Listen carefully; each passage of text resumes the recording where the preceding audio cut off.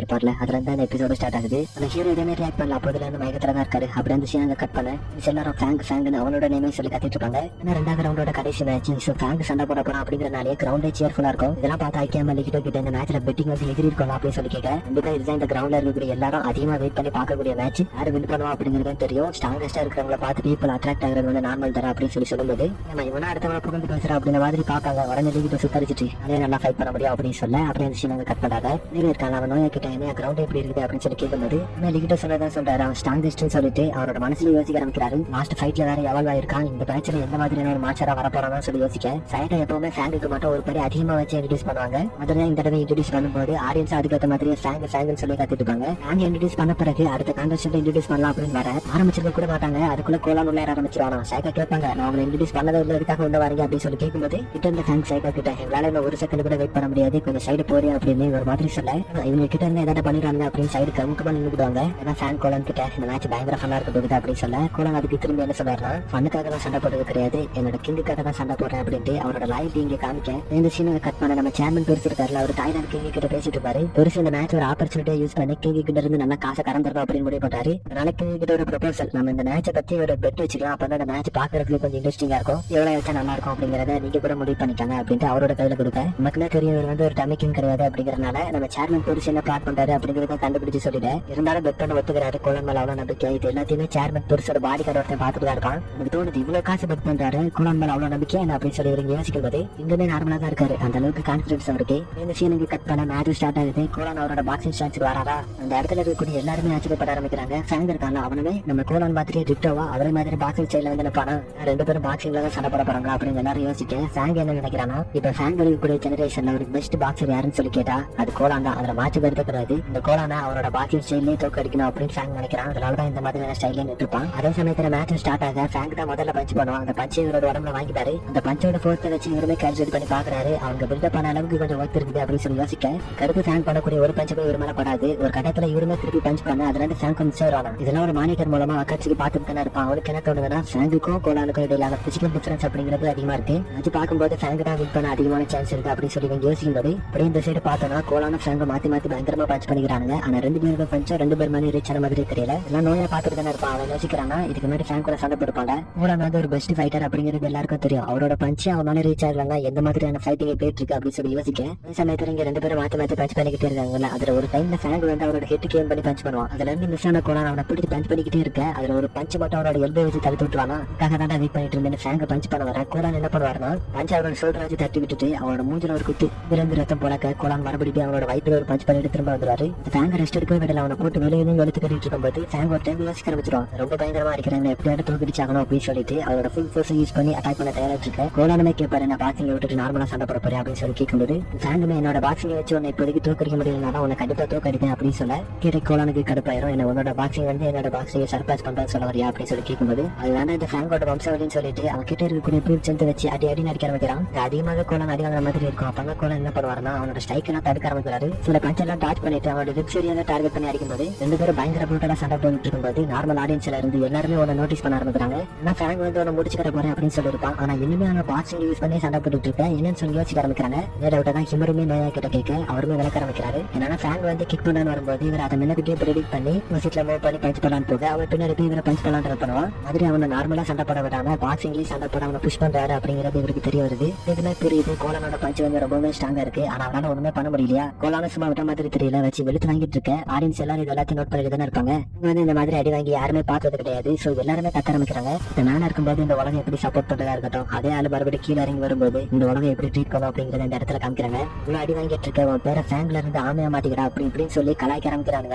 அதெல்லாம் காதல வாங்குற மாதிரியே தெரியல. இங்க ஃபைட்டும் பயங்கரமா போயிட்டு இருக்காங்க. ஒரு கட்டத்துல என்ன நடக்கணும், கை வச்சு என்னமோ பண்ணுவான். கோலான் வந்து தூக்கி வீசப்படுறாரு. என்ன ஆயிட்டுனா, ஃபேங்க் வந்து இந்த பாக்ஸிங்க்கு அடாப்ட் ஆக ஆரம்பிச்சிட்டான் அப்படிங்கிறது தெரிஞ்சதும், இங்க வந்து பாக்ஸிங் விட இதை நல்லா பண்றாரா அப்படின்னு சொன்னாலும் இவரு இங்க பாக்ஸிங்ல சண்டை போட தயாராயிட்டு இருக்க. அங்க ஃபேங்க் வந்து எப்படி இருப்பான்னா, ஒரு மாதிரி உடம்பு சுத்திக்கிட்டே இருப்பான். இதை வந்து சென் மேல இருந்து பாத்துட்டு பாருல, இந்த டெக்னிக்கை பாக்குறதுக்கு சிஸ்டமேட்டிக் மாதிரி இருக்குது அப்படின்னு சொல்லி யோசிக்க, அந்த சிஸ்டமா டெக்னிக் என்ன அப்படிங்கறத காமிக்கிறாங்க. இது வந்து ஒரு ரஷ்யன் மார்ஷல் ஆர்ட்ஸ் கலை. இதை வந்து ஸ்பெசிஃபிக்கா எதுக்கு யூஸ் பண்ணுவாங்கன்னா, ஸ்பெசிஃபிக்கா இதுக்கு இந்த மாதிரி தான் மூவ்மெண்ட் அப்படிங்கிறது எதுவுமே கிடையாது. கிட்ட இருந்து ஆபத்து வருது அப்படிங்கும்போது க்ளோஸ் ரேஞ்சில எப்படி அதுல இருந்து தப்பிக்கணும் அப்படிங்கறது அந்த சிஸ்டமா அப்படிங்கிற டெக்னிக். ரிலேட்டடான மாதிரியான ஒரு டெக்னிக் தான் ஃபேங்க் யூஸ் பண்றா அப்படிங்கிறது சொல்ல, யூஸ் பண்றது அதே மாதிரியான டெக்னிக்கான்னு கேட்டா கண்டிப்பா கிடையாது. இது வந்து ஃபேங்க் அவனாவே உருவாக்கி இருப்பான் கோலானுக்கு எதிராக சண்டை போடுறதுக்காக. ஒருதான் சேர்மன் பெர்சன் அப்படின்னு கிங் கிட்ட அவ்வளவு பெருமையா சொல்லிக்கிட்டு இருப்பாரு. இந்த டெக்னிக் எக்ஸ்க்ளூசிவா கோலான தோக்கடிக்கிறதுக்காக உருவாக்கியிருக்கான். இதுதான் ஃபேங்கோட ஸ்பெஷாலிட்டியே. கிங் நடுவில் எவ்வளவு வைக்க இருப்பான் அப்படின்னு சொல்லும்போது கிங்குமே கேட்கிறாரு, கம்மியான டைம்ல ஒரு டெக்னிக் உருவாக்கிட்டானா அப்படின்னு சொல்லிட்டு அவருக்கு ஆச்சரியமா இருக்கும். கிரவுண்ட்ல பார்த்தோன்னா கோலானோட பாக்ஸிங் எதிராக ஃபேங் வந்து பயங்கரமா சண்டை போட்டுட்டு இருக்கேன். வெறுமே ஒரு கட்டத்துல வழி இல்லாம ஃபேங்கோட லாக்ல வந்து தப்பிக்கிறதுக்காக அவரோட தலையை வச்சு அவன் அடிப்பாரா. உடனே கேட்டுருவான், இது வந்து பாக்ஸிங் கிடையாது,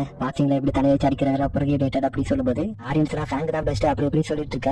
கோலான் கிட்ட கேட்கிறான், நீ வந்து மீட்டை யூஸ் பண்ணி அதுல காலி கையை மண்டை எதை வேணாலும் யூஸ் பண்ணி என்கிட்ட சண்டை போடு வைக்க வேற அப்படி சொல்லி கேட்கும்போது கோலான் ஒரு மாதிரி சிரிச்சிட்டு முதல்ல அவனை இதுக்கு மாதிரி பாத்துருக்க மாட்டேன்னு சொல்லிட்டு அவன் கிட்ட வந்து ஒரு கிக் பண்ண வரா. இதை சுற்றி வந்து அவரோட மூஞ்சில ஒரு பஞ்சு பண்ணிட்டு அடுத்து துள்ளி வந்து அவரோட மூஞ்சில ஒரு நீக்கி கொடுக்க போக நான் சண்டை போடுறத பாத்துட்டு இருந்த ஆடியன்ஸ் எல்லாரும் இது வந்து பாக்ஸிங்கே கிடையாது அப்படின்னு சொல்லி யோசிக்க எனக்கு தோண ஆரம்பிச்சிருச்சு. அவனுக்கு கோலான் வந்து பாக்ஸிங்கை கைவிட்டான் போல அப்படின்னு சொல்லிட்டு ஹெர்மன் பெருசுமே காமிக்கிறாங்க. அவர் என்ன யோசிக்கிறாருன்னா இது வந்து மூய்டாயே கிடையாது அப்படின்னு சொல்லி யோசிக்க பொண்ணு ஷைக்கா இருக்காங்களா அவங்களுமே கோலானோட டெக்னிக்கை பார்த்துட்டு இது வந்து மூய்டாய் தான் அப்படின்னு சொல்லி கன்ஃபார்ம் பண்ண. அதுக்காக நம்ம சேர்மன் பெருசு மட்டும் இது வந்து மூய்டாயே கிடையாது அப்படின்னு சொல்லணும்னு பாத்தீங்கன்னா என்ன மூய்டாய் எப்படி இருக்குன்னு பாத்தீங்கன்னா அது வந்து ஒரு ரெஸ்லிங் மேட்ச் மாதிரி தான் இருக்கும். நீங்க பஞ்சு கிக் அப்படி இப்படின்னு என்ன வேணாலும் பண்ணலாம். ஆனா பஞ்சுக்கு மட்டும் அதுல வந்து லோ பாயிண்ட் தான் கொடுப்பாங்க. அதனால இந்த மூய்டாய் டோர்னமெண்ட்ல வந்து யாருமே பஞ்சை போக்கஸ் பண்ண மாட்டாங்க, மத்த டாக்டிக்ஸ்ல தான் போக்கஸ் பண்ணி சண்டை போடுவாங்க. கட்டத்துல கோலான் எப்படி வராரு பாத்தீங்கன்னா இதுக்கு முன்னாடி ஒரு கிங் இருந்திருப்பாரு. இப்ப இருக்கக்கூடிய கிங்குக்கு 5 வயசா இருக்கக்கூடிய கோலான் கிட்ட அதிகமான டேலண்ட் இருக்கு அப்படிங்கறத ரெகனைஸ் பண்ணி எனக்கு 20 வருஷமா ட்ரைனிங் கொடுத்து அவன் ஒரு வாரலாட்டவே மாத்திருப்பாரு. அப்ப இப்ப இருக்கக்கூடிய ரூமா கிங்குக்கு ஒரு பாதுகாவலரா போகும்போது மூய்டாய்ல ஒரு பிரச்சனை இருக்கு அப்படிங்கறத நோட் பண்றாரு. அதுதான் பஞ்சஸ். இந்த வீக்னஸ் ஓவர் கம் பண்ணி வரணும் அப்படிங்கிறதுக்காக பாக்ஸிங் நல்லா பழக ஆரம்பிக்கிறாரு. அந்த ரீசன் வந்து டோர்னமெண்ட்ல ஒரு டெக்னிக்கை வச்சு சண்டை போட்டாரு அப்படிங்கிறது ஒரு மாதிரி இருக்கும். சில ரியல் சைடுன்னு வரும்போது அது வேற ஒரு மாதிரியான அட்மாஸ்பியர் தேர்ட் பண்ணல சம்பந்தப்பட்ட விஷயம் அப்படிங்கறதுனால ஒரு வீக்னஸ் இருக்கக்கூடாது. அதனாலே பாக்ஸிங் பழகிருப்பாரு. இதை பத்தி நம்ம கிங்குமே சேர்மன் பெருசு கிட்ட சொல்லிக்கிட்டு இருக்கேன். ஃபேங்க போட்டு வெளிவெளின்னு வெளுத்துட்டு இருக்காரு. அப்பதான் ஃபேங்க அவரை தடுத்து விட்டுட்டு நீ வந்து எவ்வளவுதான் ஸ்ட்ராங்கா இருந்தாலும் எனக்கு பிரச்சனை இல்லை, ஆனா நான் உன்னோட அட்டாக்கிங் டாக்டிக்ஸ் எல்லாத்தையும் நான் அட்டாக் பண்ணி நான் முன்னேறி வருவேன் அப்படின்னு சொல்லுவான். வேற ஆடியன்ஸ் எல்லாரும் ஃபேங் அப்படின்னு சொல்லி வெளிக்கொண்டு கத்திட்டு இருக்கும்போது சமயத்துல இது எல்லாத்தையும் இந்த ஸ்டேடியத்துல இருந்து ஷாப்பிங்க பாத்துட்டு இருக்கிற மாதிரி காமிக்கிறாங்க. அவனுக்கு என்ன தோணுதுன்னா கோலானுக்கு முன்னாடி சொல்லிட்டு போயிருப்பாங்க, அதெல்லாம் யோசிச்சு பார்த்துட்டு ஒரு மாதிரி நின்றுட்டு இருப்பான். அதே சமயத்துல இந்த மேட்சை பார்த்தோன்னா ஃபேங் வந்து கோலான் அடிக்கலான்னு வருவாங்க. அப்ப கோலான் ஒரு பஞ்ச் பண்ணுவாரு. பஞ்சில மிஸ் ஆகி அவரோட காலை வச்சு நகர விடாம பாத்துக்கிட்டு அவரோட மூஞ்சில போட்டு குத்து கட்டிட்டு இருக்கு. அப்ப கோலான் திருப்பி ஒரு பஞ்ச் பண்ணிடுவாரா. அதை பார்த்து ஷாப்பிங் தோணும் கோலான் நீ முந்தி இருந்தே விட பவர்ஃபுல் ஆயிட்டா அப்படின்னு சொல்லும்போது நேரம் பார்த்துட்டு இருப்பான். கோலான் நீங்க என் கூட சண்டை போடும்போது கொஞ்சம் கோட் பேக் பண்ணி தான் சண்டை போட்டுட்டு இருந்திருக்கீங்க அப்படின்னு சொல்லி யோசிக்கும் போது அப்ப கோலான் இருக்காங்க அவனோட பாயிண்ட் ஆஃப் வியூல இருந்து சொல்ல ஆரம்பிக்கிறாங்க, நான் வந்து இது வரைக்கும் கோட் பேக் பண்ணி சண்டை போடல, பெஸ்ட் கொடுத்து தான் இது வரைக்கும் சண்டை போட்டாங்க. இப்ப நடக்கக்கூடிய மேட்ச் வந்து ஒரு மேட்ச் கிடையாது, உயிர் சம்பந்தப்பட்ட விஷயமா மாறிடுச்சு அப்படின்னு சொல்லிட்டு கோலான் வந்து அவனை போட்டு அடி நடிக்க இருக்கிறாரு. அதனால ஒண்ணுமே பண்ண முடியல. அவனால பிளாக் மட்டும் தான் இப்போதைக்கு பண்ண முடியுது. அப்பதான் என்ன நடக்கும்னா அவரோட கை இருக்குல்ல அது வந்து கொஞ்சம் பிரேக்கிற மாதிரி சவுண்ட் கேட்கும். அதுக்கேற்ற மாதிரி ஃபேங்கோட கையை தங்கிடும். இது ஒரு ஆப்பர்ச்சுனிட்டியை யூஸ் பண்ணி அவரோட மூஞ்சில ஒரு பஞ்ச் பண்ணலான்னு வருவாரு. ஃபேங் வந்து அவனோட கையை முறுக்கானா மாட்டிக்கிட்டே பஞ்சு அப்படின்னு ஒரு பஞ்ச் பண்ணவும் ராட்சப் பண்ணி மாட்டிக்கிட்டு இருக்கான் கோலான. அப்பதான் அக்கியாமே எல்லாத்தையும் பார்த்து யோசிக்க ஆரம்பிக்கிறாங்க. இப்ப ஃபேங் வந்து அவனோட கையை சந்தனி பண்ணிருப்பாங்க. இதுதான் அவங்களுக்கு சந்தேகத்துக்கான காரணமே. இது வந்து நம்ம ஸ்டீல் டெக்னிக் யூஸ் பண்ணுவார்ல அதுக்கு சிமிலரா இருக்கு அப்படின்னு சொல்லி யோசிக்க ஆரம்பிக்கிறாங்க.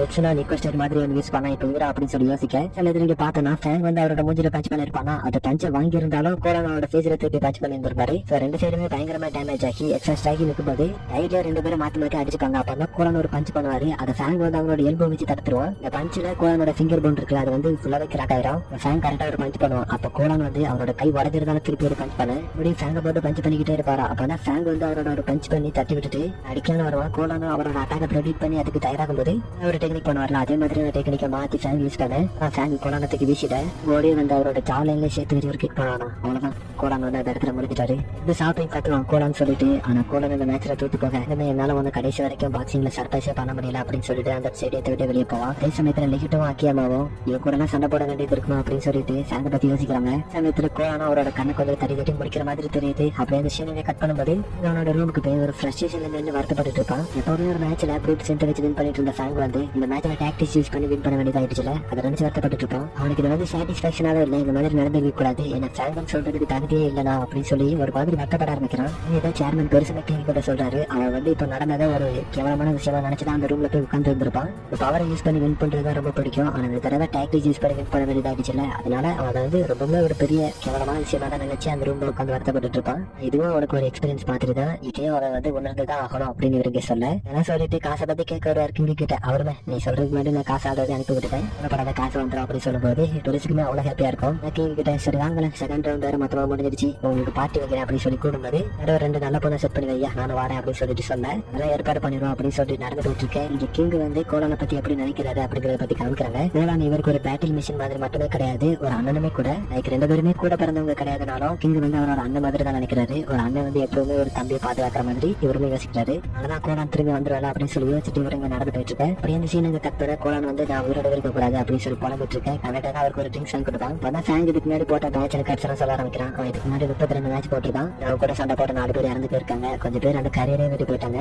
நீங்க இப்ப இருந்த சிச்சுவேஷன்ல அவன் நிறைய மேட்ச் போட்டிருக்கான். நீங்க இருந்த அதே சிச்சுவேஷன்ல அவன் எப்படி இதுக்கு முன்னாடி சண்டை போட்டான் அப்படிங்கறத பத்தி சொல்லும்போது எதுலயுமே ஃபேங் இப்ப சண்டை போட்ட மாதிரி இதுக்கு முன்னாடி எதுலயுமே சண்டை போட்டிருக்க மாட்டான். சோ இதெல்லாம் கேட்ட கோலானோ அவன் எது அந்த இடத்துல ஸ்டாப் பண்ணிச்சு அப்படிங்கிறது எனக்கு தெரியல. பட் நான் இன்னுமே ஸ்ட்ராங்கராக வேண்டியது இருக்கு அப்படின்னு சொல்லும்போது பண்றது என்னோட லைட்டா மட்டும் என்னால ஃபீல் பண்ண முடியல. இருந்தாலும் என்னால கிவ் அப் பண்ண முடியாது அப்படின்னு சொல்லிட்டு ஷாப்பிங் பத்தி யோசிச்சு பார்த்தாரு. இன்னும் இவர் ஷாப்பிங் அவரோட ஃப்ரெண்டா தான் பாக்குறாரு அப்படிங்கறது நமக்கு தெரிய வருதா. அதே சமயத்துல ஷாப்பிங்க பார்த்தோம்னா ஒரு டிப்ரெஷன்ல தான் உட்காந்துருந்த மாதிரி தெரியும். ஆனா கோலானோட ஃபைட் எல்லாம் பார்த்துட்டு நான் உன்னை இந்த சர்ப்ரைஸ் பண்ண விட மாட்டேடா அப்படின்னு சொல்லிட்டு பழைய நிலைமைக்கு திரும்ப நல்லா ஷாப்பிங்க பாக்குறதுக்கே நல்லா இருக்குது. அப்படியே அந்த சீனுங்க கட் பண்ணி நோக்கி இருக்காருல அவரை காமிக்கிறாங்க. நெக்ஸ்ட் யார் கூட சண்டை போட போறோம் அப்படிங்கிற பத்தின டீடைல்ஸ் பார்த்துட்டு இருக்கேன். அப்படியே அந்த சீனுங்க கட் பண்ணி அமாசிட்டா இருக்காருல அவரை காமிக்கிறாங்க. அவர் எடுத்த விஷயம் பத்தி சிசா கிட்ட பேசிட்டு இருக்கும்போது அதை நீங்க எடுத்த முடிவு இல்ல வந்து செலுத்த பிறகு நீங்க எடுத்த முடிவுக்கு அவன் எதுவுமே சொல்ல மாட்டான் மட்டும் நான் நினைக்கிறேன் அப்படின்னு சொல்ல சிதாக்குமே வருத்தமா தான் இருக்குது. நம்ம ஹீரோ கூட ஸ்பெண்ட் பண்ண 5 மாசம் கோல்டன் டேஸ்னு சொல்லலாம். இது வரைக்கும் ஒரு மிஷின் வாழ்க்கையை வாழ்ந்துட்டு இருந்திருப்பாரு. அதுல இருந்து வெளியே வந்து முடிவு வாழ்க்கையை வாழ முடியுமா அப்படிங்கிறது அவருக்கு தெரிய வந்திருக்கும். சொன்னதுல இதெல்லாம் இவங்க பேசிட்டு இருக்கேன். நம்ம ஹீரோட வரல் மட்டும் லைட்டா அசைற மாதிரி காமிக்கிறாங்க. அப்படியே அந்த ஷேர் கட் பண்ணவும் ஏன் இருக்காங்களா அவங்களும் சவடாவோட மேனேஜர் இருக்காங்களா இவங்க 2 பேரும் சேர்ந்து ட்ரிங்க்ஸ் பண்ணிட்டு இருப்பாங்க. அவருக்குமே இந்த டோர்னமெண்ட்ல பொண்ணுமே பண்றதுக்கு இல்ல. ஷியன் வந்து டோர்னமெண்ட்ல தோத்து போயிட்டாங்க. சவடாவை அந்த மேட்ச்ல கலந்துக்கவே விடல. ஏமாத்தி விட்ரா பண்ண வச்சிருப்பாங்க. அதெல்லாம் நினைச்சு குழம்பிட்டு இருக்கும்போது இன்னொரு அனௌன்ஸ்மெண்ட் பண்றாங்க. அந்த அனௌன்ஸ்மெண்ட் என்ன சொல்றாங்கன்னா இந்த மேனேஜர்லாம் ரிஜிஸ்டர் பண்ணீங்களோ அவங்க கிட்ட இந்த டோர்னமெண்ட் பத்தி பேச வேண்டியது இருக்கு. அதனால இந்த கிரேட் ஹாலுக்கு வந்துருங்க அப்படின்னு சொல்லி அந்த அனௌன்ஸ்மெண்ட் அங்க முடிய நம்ம இப்ப எதுக்காக நம்மள கால் பண்றாங்க அப்படின்னு சொல்லிட்டு ஒரு கோபத்தோட அங்க போய் நின்னா இருக்காங்களா. அவங்களுக்கு ஃபர்ஸ்ட் ஒரு டவுட் இருந்திருக்கும் இதுக்காக என்ன இருக்கு கால் பண்றாங்க அப்படின்னு சொல்லிட்டு அதே மாதிரி ஹயமியோட பிரைவேட் கோர்ஸ் இருக்குல்ல அவங்க எல்லாருமே அந்த ரூம் வந்து ரவுண்ட் கிட்ட இவர் கென்கன் அசோசியேஷன் சேர்மனா ஃபோர்ஸ்ஃபுல்லா டேக் ஓவர் பண்ணி நகர்லாம் அப்படின்னு முடிவு பண்ணிருக்காரு. இதை பத்தி தான் எல்லாருமே பேசிட்டு இருக்காங்க. ஃபர்ஸ்ட் இருந்து முடிவு பண்ணிருக்கா அப்படிதானே அப்படி இப்படின்னு கேட்கும்போது வந்து நீங்க என்னோட புது கென்கன் அசோசியேஷன் மெம்பராக போறீங்க அப்படி இருக்கும்போது இப்படிலாம் பேசாதீங்க நானும் உங்ககிட்ட ரஃபாலாம் நடந்துக்க மாட்டேன் அப்படின்னு சொன்ன நம்ம கிண்ண ரியல் எஸ்டேட் ஓனரியா அப்படின்னு பிடிக்க போயிருக்காங்கல்ல இப்ப பிடிச்சு வந்து கீழே கருக்க போட்டுட்டு என்ன பண்ண போறாங்கன்னு தெரியல. அப்ப கிண்ண வந்து ஹேமி கிட்ட கேட்பாரு நீங்க எப்படி இந்த மாதிரி வந்து பண்ணலாம் அப்படின்னு சொல்லி கேட்கும்போது அவங்க கூட சண்டை போட வரல எனக்கு கோஆபரேட் பண்ணுங்க அப்படின்னு சொன்ன கதவை திறந்துட்டு அப்ப நம்ம பெருசு வருவாரு. கூட தான் கிங்கும் குறை ஃபேமிலியோட தாத்தாவும் இருக்கிறாரு. அப்பதான் நம்ம ஹயாமியை பார்த்து ஹயாமி இங்க என்ன நடக்குது எனக்கு சொல்ல முடியுமா அப்படின்னு சொல்லி கேட்க ஹயாமி எனக்கு இப்ப இருக்கக்கூடிய கவர்மெண்ட் பிடிக்கல அதனால இந்த கவர்மெண்ட் தூக்கி எறிஞ்சிட்டு நான் கவர்மெண்ட் லீட் பண்ணலாம் அப்படின்றேன் அப்படின்னு சொல்ல முருசா காமெடி பண்ணாதரா அப்படிங்கிற மாதிரி சிரிக்கும் போது அவரோட பாடி கார்டு ஒருத்தர் நம்ம ஹயாமியை நோக்கி நடந்து போவோம். ஸ்ரீகிட்டலாம் பிரச்சனை பண்ணக்கூடாதுன்னு ஒரு ரூல் இருக்குது. ஆனா இப்ப எனக்கு வேற வழி இல்லை அப்படின்னு சொல்லிட்டு நடந்து வருவானா என்ன நடந்துச்சுன்னு தெரியல டப்புனு மயங்க வந்துருவாங்க. அப்பதான் நமக்கு தெளிவா காமிக்கிறாங்க. இப்போ ஒரு பாடி கார்டு நடந்து வந்தாங்க. ஃபர்ஸ்ட் இந்த ஷிப்புக்கு வரதுக்கு முன்னாடி ஒருத்தனை கடலுக்குள்ள தூக்கி வீசி இருப்பான். இப்ப ஹயாமி கூட சேர்ந்து இவனை ஒன் சாட் பண்ணி வீசி இருப்பான். இது வந்து ஒரு சரியான ட்விஸ்ட் நான் கொஞ்சம் கூட எதிர்பார்க்கவே இல்லை திரும்பி வருவான்னு சொல்லிட்டு அவரோட நேம கூட மறந்துட்டேன். இந்த மாதிரி கதை திரும்ப நான் கொஞ்சம் கூட எதிர்பார்க்கவே இல்லை. அவ்வளவுதான் கைஸ்.